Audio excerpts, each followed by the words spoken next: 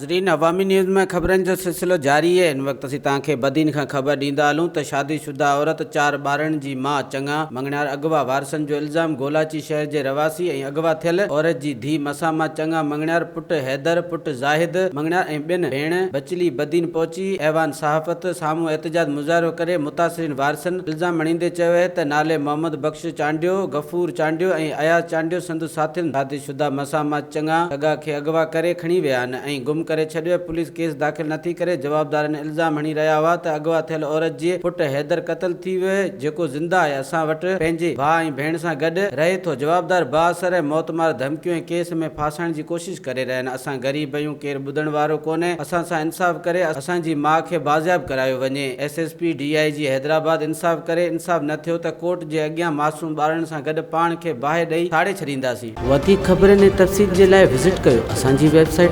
awamiNewsHD.com ऐं ॾिसंदा रहो अवामी न्यूज़ HD।